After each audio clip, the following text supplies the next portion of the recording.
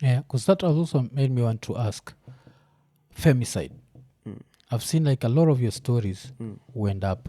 There's like I'd say maybe over 50% femicides. Like a lot of them are femicides. Like, do you think the problem is bigger than most people want to admit? Because Nonaga, every time there's a femicide protest, people are like, also men die, But when I think of the stories, I've seen a lot of, like, look on that Ilya campus, the campus one in the Saswizi Kumbuka, in the hotel, and then when we think about the two ladies and the cop, like it's a problem. Do you look at it that way? From the outside, that's how I see like femicide. Maybe I will think you look at it that way from the outside, because one is that I don't believe in femicide. It's a very strong opinion that I air every other time.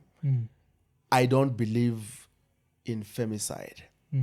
I believe in gender-based violence. Yeah. I have always held the opinion that the moment we talk of femicide, you see, this is a crime that does not exist, Maf. This is a crime that does not exist. It is a creation of activists, you know. It's a creation of some small groups of people who want to come together, talk to a few people internationally, global donors and what have you, make some money, fund their projects, or what is it. I don't believe in femicide. There is no such charge as femicide. If today a woman has been killed and a man is a suspect, that man will be charged with murder. So I've always insisted that murder needs to be discussed or looked at as such. That murder is just murder.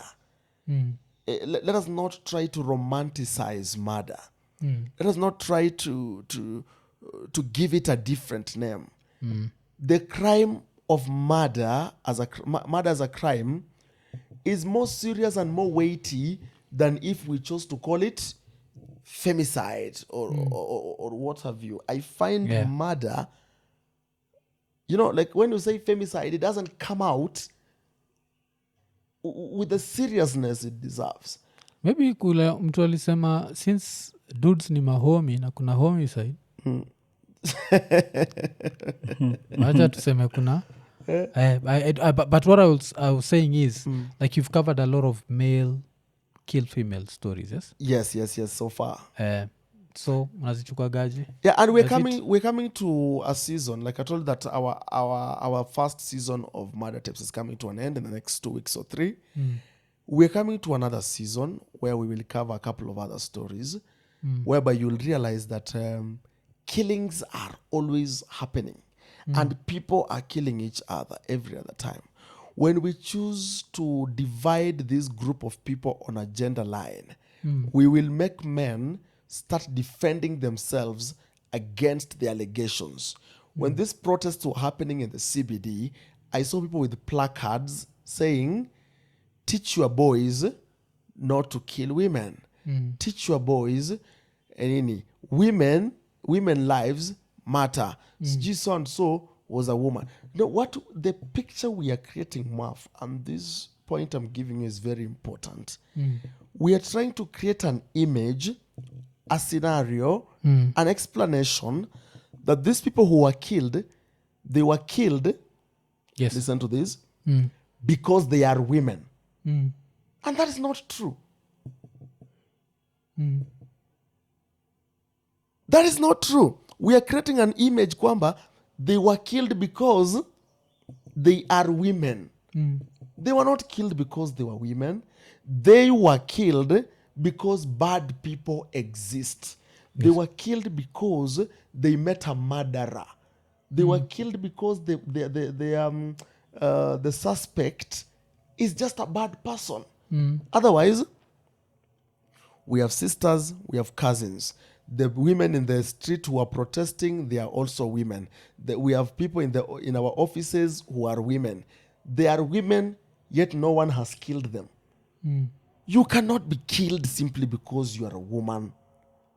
And that is the ideology I try to run away from when I discuss issues of quote unquote femicide. I try to ensure that there is nothing like femicide because it's a narration with. But there is gender-based violence. There is gender-based violence. Yes.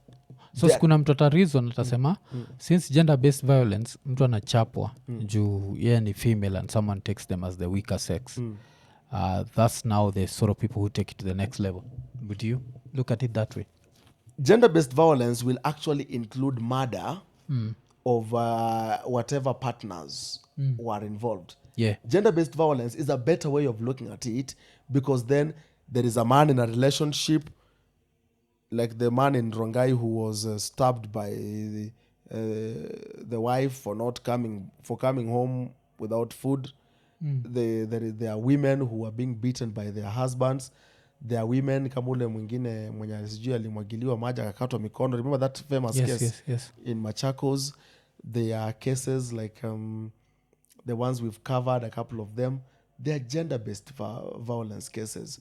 Kuna hii kesi yenye I think we will cover it in our next season of Murder Tapes, where police constable Lillian Biwott left her workstation at 3 a.m., 3 in the morning, walked into her house, went straight into her bedroom, and pumped 12 bullets into her husband, Evans, I don't know, whoever who was sleeping.